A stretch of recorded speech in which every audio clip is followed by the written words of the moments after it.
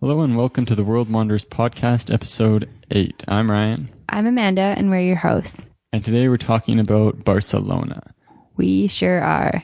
So a little bit of information about Barcelona. It's the second biggest city in Spain, second to Madrid, and it's actually the capital of Catalonia.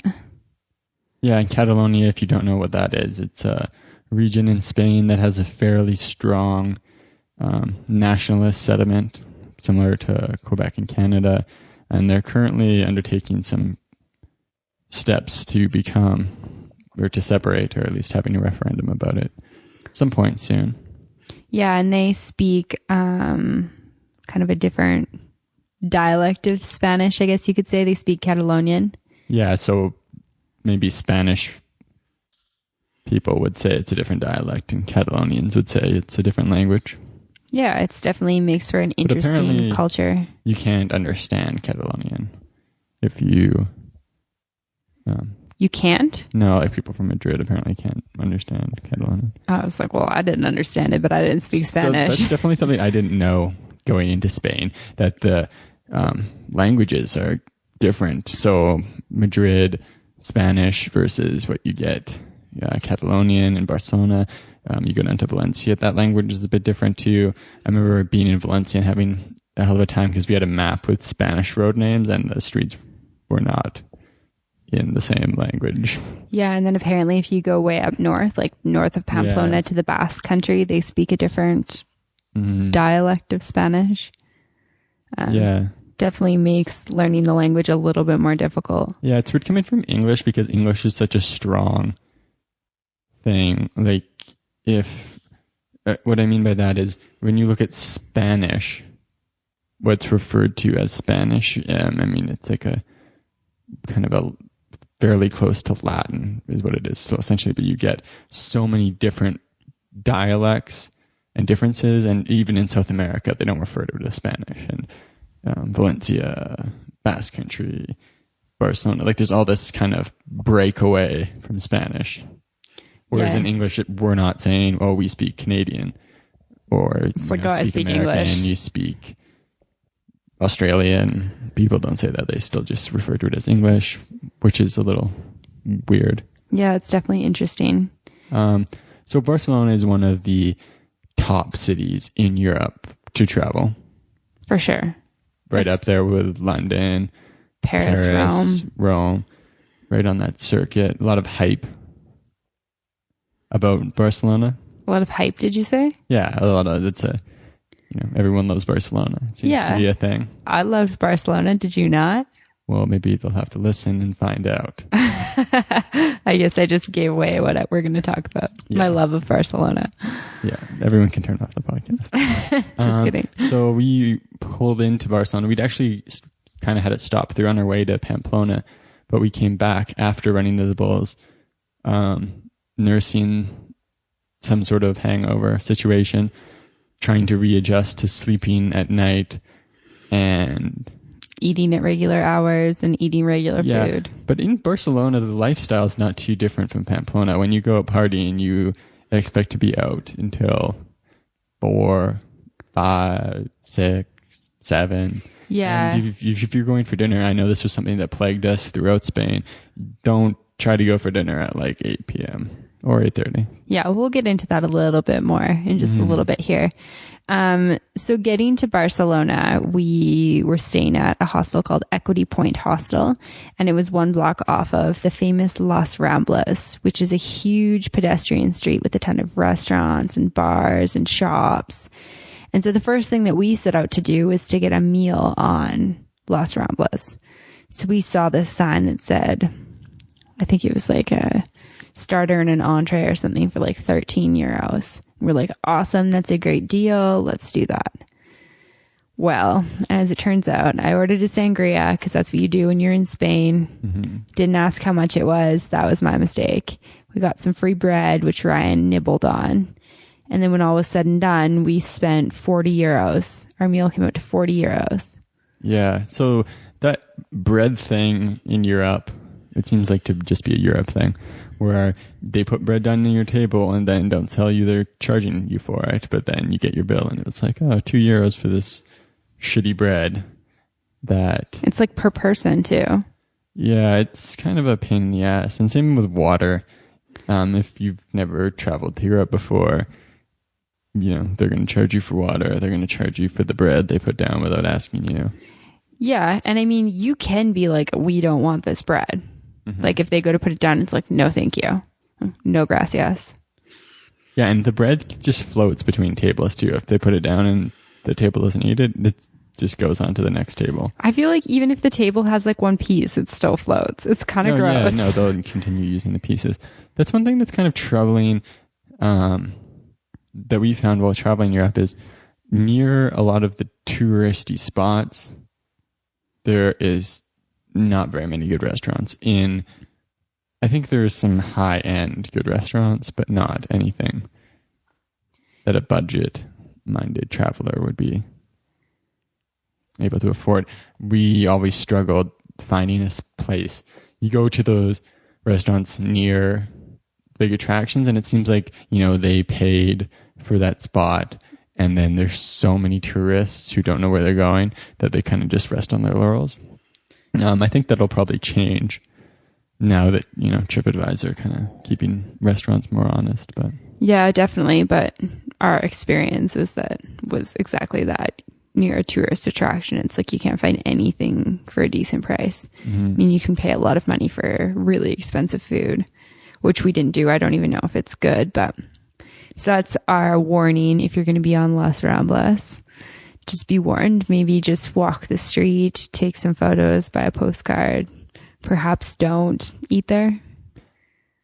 I would say in general, in a lot of the big European cities, it's a good idea to have done a bit of research on TripAdvisor or Urban Spoon or maybe a guidebook, but I think TripAdvisor is better than guidebooks for kind of keeping up to date on good restaurant reviews, and then kind of have a place in mind where you want to go, because it's hard to really tell what you're getting, because a lot of the places near stuff, they're kind of just resting on the fact that they've been able to buy or rent the space near something, and they kind of they'll like have shitty paella because it's like frozen and they're just cooking it or something like that. It's just more about for show to get you in the restaurant, and then once you're in there, it's like, whatever, we don't care about you. Yeah, definitely. If you're planning to eat in one of those areas, or I mean, in any big city, any city period, I think it's good to do research if you can have an idea where you want to go. I mean, it helps in a place like Las Ramblas when there's so many people and it's really overwhelming. So one of the cool things about our time in Barcelona was we actually met up with someone we knew from home. Yeah, so we met up with our friend Nora, who we knew from university and who's a really good childhood friend of one of my good friends from university. And it just happened that she was at the end of a 3-month trip in Europe and we were only 1 month in, and yeah, we met up in Barcelona. So after our dinner disaster, we went back to the hostel, waited for her to arrive. It was really cool seeing a friendly face there, hey? Yeah, it's weird. It's not weird, but someone who you kind of know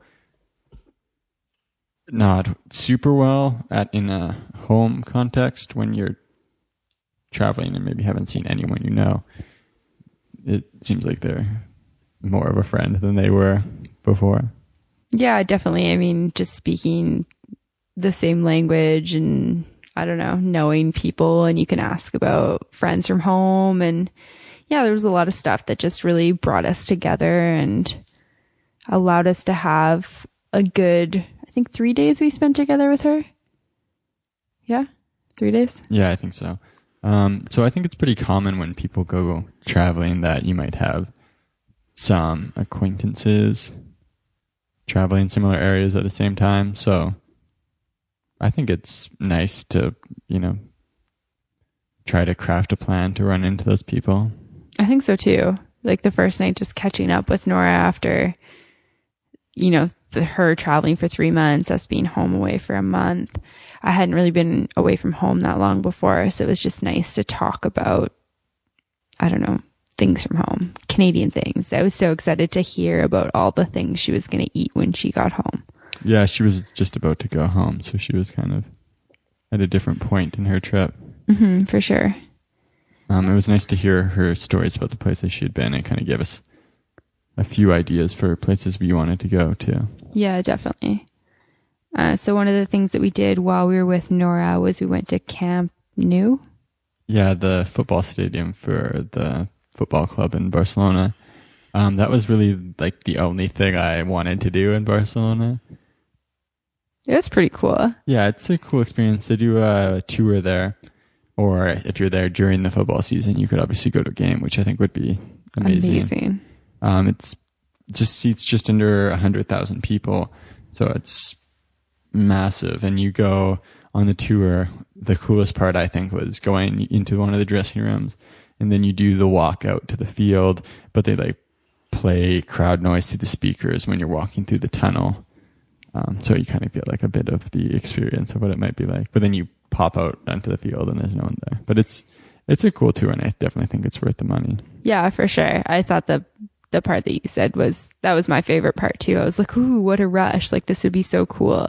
And I mean, it's the biggest football stadium in Europe. So it's pretty neat to see in general. And they show you a little bit of the history of the Barcelona Football Club, all of the trophies they've won, which is like a million of them. Yeah. So after you do the field bit, you go into the museum, and they've got, it seems like a trophy for everything every year. Since Barcelona, I think they've always been successful, but especially through the 2000s have been extremely successful football clubs. So lots of trophies and successes. Yeah, definitely. It was definitely worth it for sure. I think that was a highlight in Barcelona for both of us. Mm-hmm. Yeah, I would have loved to go to a game there. Me too. So one of the things that was kind of interesting or changed up the dynamic about having Nora with us was that finding food was just that much more difficult, because it's like, oh, who's hungry? Where do you guys want to eat? Just making decisions is so much more complicated when you're in a tripod as opposed to a duo. Well, I think it's maybe not necessarily being the 3-2 thing. If you're comfortable between 3 people and used to it, it's just like adding a new person. Now it's like, oh, we were comfortable making decisions, the two of us, to some extent. I don't think we were great at it.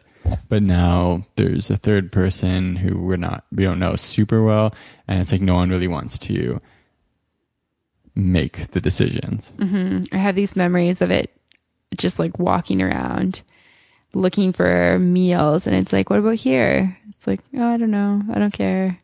Just a lot of that from all 3 of us. And finally we'd find a deal that we basically couldn't pass up, where it was like, okay, Amanda's stomach can handle that, like, let's do this, we can all afford it, okay, done. It's just a lot of, there was no one really took charge. None of us were being very assertive about what we needed or wanted, and it definitely makes for more of a difficult time. So what would you say then would be the best way to approach decision making when you're in a group of people traveling and maybe you don't know them too well? Is it just to lean towards the side of making a decision, even if you're not too confident about it? Yeah, I think so. It's difficult because you don't want to come across too bossy, but at the same time, if you have a need, I think you really need to speak up about it. For example, I found that I was hungry quite a bit while the 3 of us were together. I can't fill up on bread, I think the same way that you and Nora did, because of my gluten intolerance. So I was quite hungry before you guys. So I'd be like, oh, I'm kind of hungry, but not just being like, hey guys, I'm hungry. Is anybody else hungry? I'm going to grab a snack here. Or why don't we just go get this to eat? Like, nobody was being self-assertive. And I think that somebody does need to be self-assertive. And hopefully that triggers the other people to be like, well, maybe not this restaurant. I am hungry now. So let's look at a few more and then decide. Mm-hmm. Do you kind of agree with that? Like, what would you say? Yeah, well, I think we're both very different people now. At that period of time, we were both very unassertive. So when you don't want to make a decision about a restaurant, you as in like a third person, general you, it's just because you don't want to be responsible for maybe that restaurant being bad, and that's not something to be afraid of at all. Yeah, one thing that I really struggled with was if I did make a decision like that, I really felt like everybody who was with me, like their experience there, was put on me, even though it's not. It's like I picked this restaurant because I was hungry. It had a good menu del dia. That is that. Nothing more is on me. It's like if you hate your meal, it's not my fault. Yeah, no, absolutely. But that's something that I've really struggled with in terms of my own self-assertiveness. It's like I don't really want to just put myself out there because I'm like, oh, is your food good? Are you enjoying that? Did you get what you wanted? And then it's like I take it a little bit personally. Yeah, but I think in general people should try to trust their ability to make decisions more. But also, I think one of the beautiful things about being alive in 2014 is all the technology we have for crowdsourcing information, like restaurant reviews. If you're in a new city, you can look, and people have done the legwork to figure out which restaurants are good and bad. It's not perfect, but it's pretty damn good. So I don't know. Check it out and have restaurants in mind and go to those restaurants. It's the way we've kind of shifted towards doing things. Yeah, for sure. It makes it a lot easier if you do use those resources that are out there for you.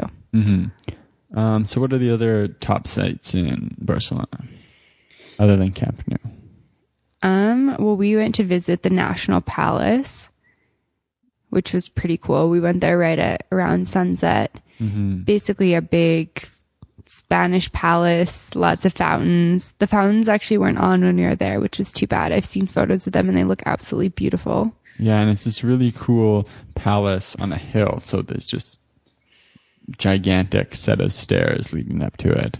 Yeah, and when you walk all the way up, the view of Barcelona is pretty incredible. Mm-hmm. So there's that.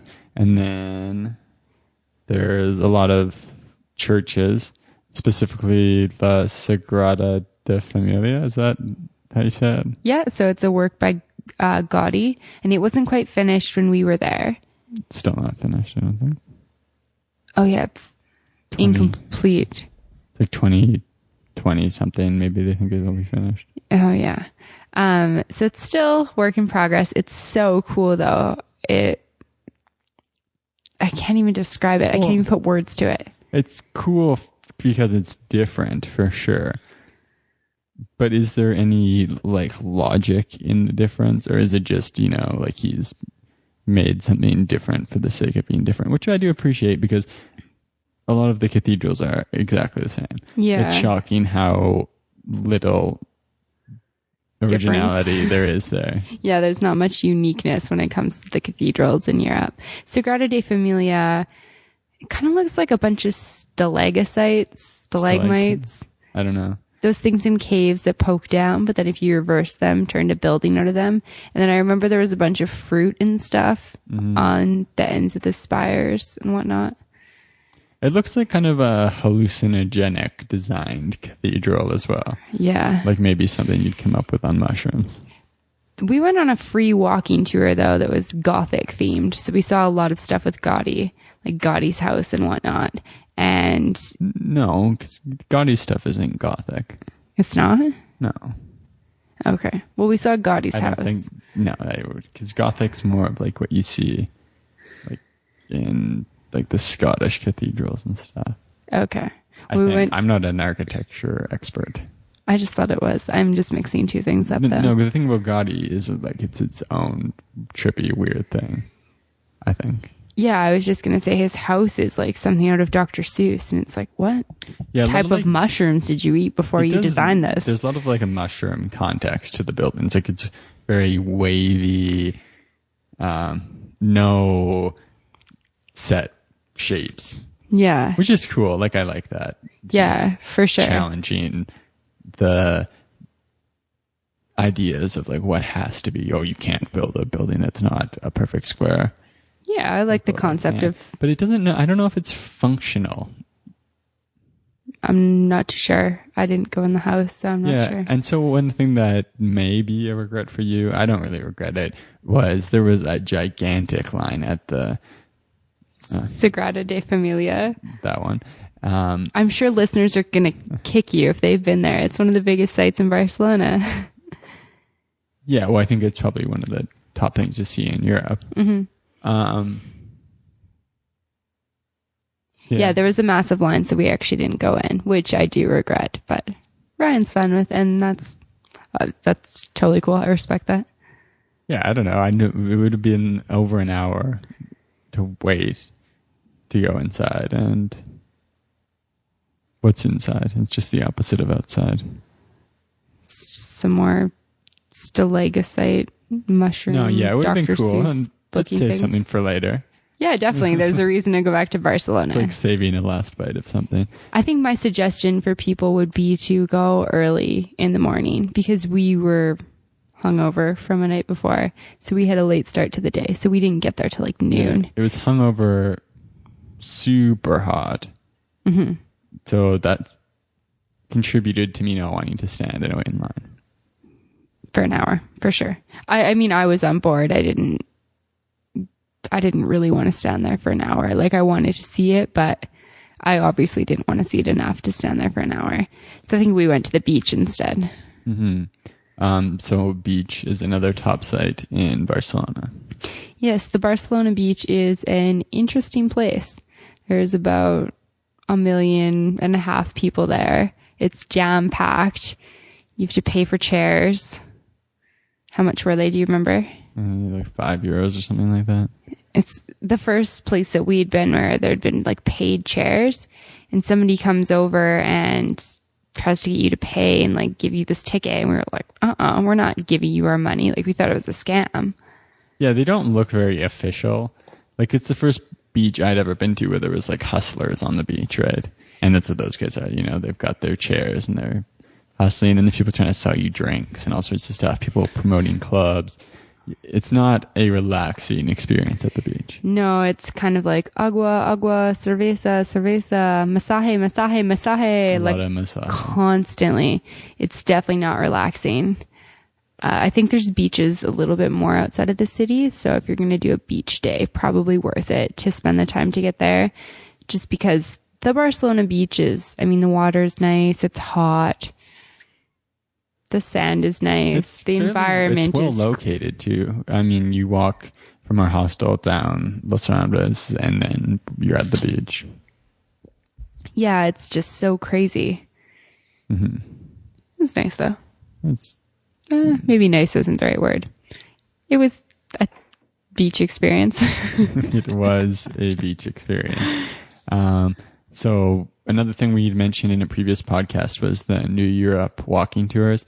And they actually have 2 of them in Barcelona. There was a Gothic one and a gaudy one, wasn't there?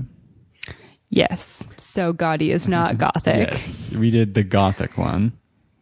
It's pretty cool. Yeah, Barcelona has a pretty, a lot of history there, a lot of wars, even not too long ago. To be honest, if I was going back, I probably would have spent that time waiting to get into Sagrada de Familia. Personally, that's where I would allocate my time next time around. What did you think about the walking tour? Did you think it was worth it? I thought it was interesting. It was one of the, not the most interesting, but one of the more interesting ones we were on. It kept me intrigued. Yeah. One thing I did like about it that I'll have to say is that learning about sort of the Catalonian heritage, I thought that was really interesting because I didn't know anything about that going into Barcelona at all. I knew a bit, but not much at all either. And I think maybe for people our age, the top attraction for Barcelona might be the partying. Yeah, the nightlife is pretty big in Barcelona. I think it's hard to go to Barcelona and not have a night on the town. Yeah, but like we were talking about earlier, the nightlife is almost the morning life. Yeah, it was weird reading my journal because we went to the beach from, I think, 4 p.m. till 8 p.m. Got off the beach, grabbed some alcohol, went back and got ready and mixed drinks. And then we took our drinks out with us to get some dinner. Came back to start a pub crawl at 11. The pub crawl wasn't there. Went to find a different pub crawl. we couldn't do it because Ryan was wearing Birkenstocks, and that one was at midnight. So it's midnight and we're not even at a bar. That's like almost my time to go home in Canada. Yeah. But you start later, finish later, I guess is the idea. Yeah. So we went to, it was funny because I had a friend of my brother's who had been talking to a bit, trying to meet up with at some point, had messaged me saying, oh, I'm in Barcelona. I'm going to this thing called Nasty Mondays. Yeah. But I didn't know anything about what that was. We were trying to go on a pub crawl, so I didn't really think twice about it. We went out to meet up with this pub crawl, ran into a guy who is like a club promoter trying to get people to go to a club. And he saw me wearing shorts and Birkenstocks. And he's like, oh yeah, no club's going to let you in except for this Nasty Mondays thing. And I was like, oh, Nasty Mondays, that's where this friend is. We should go there. So we go over there, and it was a pretty fun experience. Yeah, so we paid 13 euros to get in with a free drink, which is a really good deal in a place like Barcelona. And then we get in, and the free drink is just like basically a glass of your choice of alcohol and then a side. And so they missed my saying vodka soda and gave me gin and tonic. So I got a glass of gin and like a little kind of old fashioned looking Coke bottle full of tonic. Yeah, they probably give you like what do you think? A 6-ounce glass with 4 ounces of alcohol in it? Yeah. And a bit of ice. So you have a space for like maybe a sixth of pop. It's like putting a little bit in, taking a sip, shuddering, adding some more, taking a sip, shuddering. And then if you're me, you just chug it because you don't want to deal with that any longer. Yeah. And then it was because it's Nasty Mondays is just like more of a grungier night out. Like they were playing like rock music, but it was packed with people. More of like a casual party. Yeah. And so at some point you actually ran into the guy you knew that said he was going there. Yeah. And he was like insanely excited to see you. Yeah, because I hadn't messaged him back, so he had no idea. And then I just kind of like saw him, walked over, tapped him on the shoulder, and he's like, what the fuck? So random. We also ran into a girl that our friend Nora knew, who we were with, from her hometown, which is small town Saskatchewan. She was like, whoa, hey, you're in Barcelona. It was the weirdest interaction. Yeah. It was like, how is this happening? Like, how is this little world of Western Canada just all at Nasty Mondays at Apollo in Barcelona? Yeah, no, it was cool. But I would definitely recommend that to people if you happen to be in Barcelona on a Monday. Yeah, definitely. And especially, I mean, as backpackers, like Ryan didn't have dress shoes. I was wearing flip-flops. Barcelona is a dressier city in terms of going out. People really class it up. The women are mostly in high heels. Men are in dress pants and dress shoes, collared shirts. So if you're just a grungy backpacker like we were and you're there on a Monday, Apollo for Nasty Mondays is definitely a good time. Yeah, it was always a bit of a challenge going clubbing while we were backpacking because obviously for 6 months you're not going to waste your space on those types of clothes. But most clubs will let you in running shoes or sandals like I was wearing, but a lot won't. Mm-hmm. And a lot that do, you kind of seem out of place, but that's just one of the deals with being a backpacker. And it only really comes into play when you're going into a big city. Like when you're in a smaller town that's more of a backpacking scene, a lot of the bars are, casual. But when you're in the big cities, it's more of a upper class type event. Yeah, for sure. So we actually walked home from Apollo that Monday night at like 4:30 or so in the morning, which is a pretty big no-no in Barcelona. Barcelona is fairly notorious for being a pretty dangerous city. And there are a lot of things that you can read on WikiTravel or in travel books that will advise you to be pretty safe there, including not walking home at night. I think we felt pretty safe in a group of 3, but we're also pretty cautious. Only one camera between us, not very much money. Would you agree? Yeah, we had heard a lot about people getting mugged and kind of prepared as such. This is something we did a lot when we were traveling in South America too, just going out kind of preparing to get mugged. So if you did get mugged, you wouldn't really be too upset about what you lost.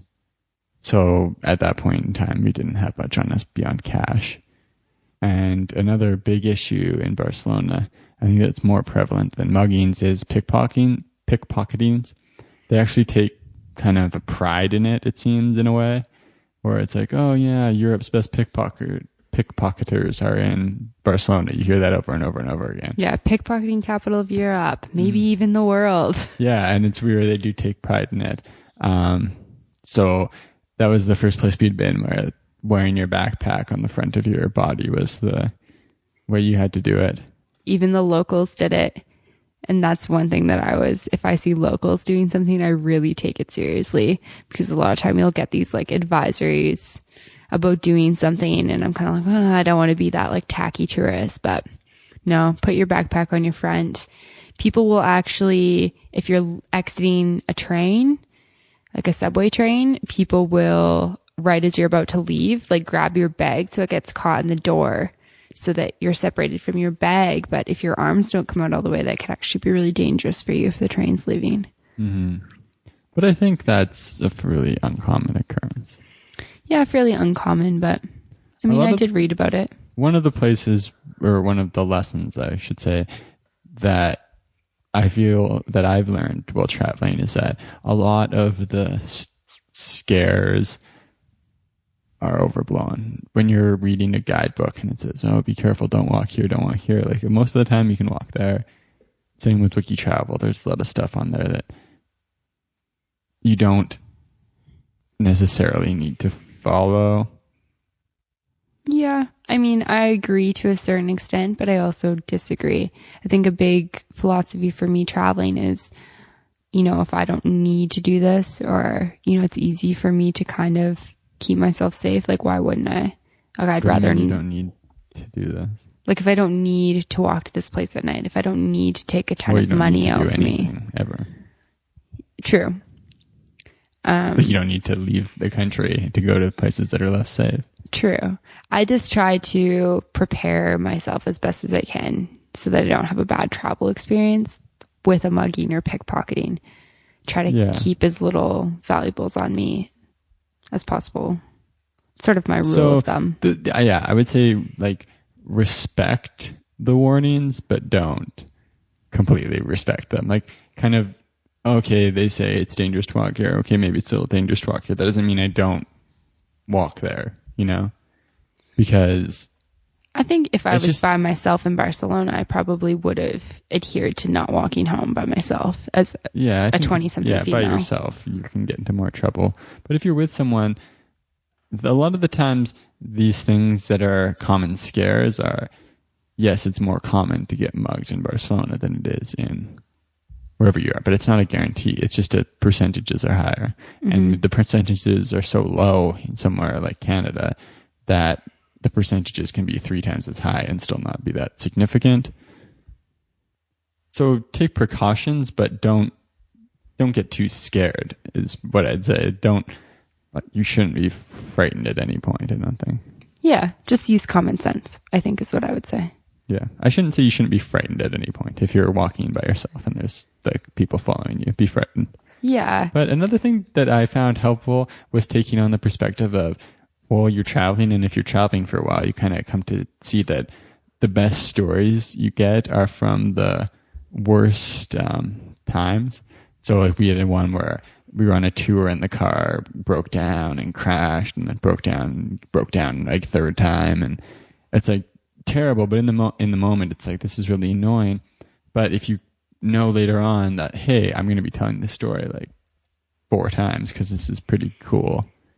Not cool, but it's like, oh, it's, something different that makes a good story. Yeah, it's a good travel story. And we'll definitely talk about that at some point on this podcast. At the same time, we met 2 girls who did get mugged in Barcelona, 2 girls who were on a Contiki tour later in Greece. Mm-hmm. And she said she probably won't go back to Spain because it was the most terrifying thing that's ever happened to her. Like she got her cell phone, all of her money stolen. They held them at knife point. Like that's terrifying. Mm-hmm. That is terrifying. And I think that if those 2 girls would have spent the money to take a cab, they probably would have been safer. So I mean, it goes both ways depending on your situation. Had our Jeep tipped and shattered the windows in the thing and we got cut and got like dirty Bolivian water into our arms, I think that maybe, I mean, okay, I shouldn't go on a tangent there. No, but it's like you don't seek out bad experiences, but when things beyond your control are happening in a bad way, I think it's a helpful perspective to take to say, hey, this is going to make for a more interesting story later on. Totally. Yeah, I'm on board with that. Yeah. So is there anything else you want to mention for Barcelona? I think the last thing I want to say is try and avoid the frozen paella. We had a few frozen paellas, not the best. The real stuff is amazing. Yeah, a lot of the more touristy restaurants will sell you frozen paella, and paella is actually more of the Valencian dish, apparently. Like, it comes from Valencia, so that's where you go to get good paella. And outside of that, it's not that popular with Spanish people, so it's kind of like a touristy food that it's not something they take a lot of pride in, and a lot of it's frozen. So watch out for mediocre paella. Don't assume that it's going to be good because you're in Spain. Yeah, for sure. So check out the show notes for this podcast at www.theworldwanders.com and stay tuned for our next episode. See you later. Ciao.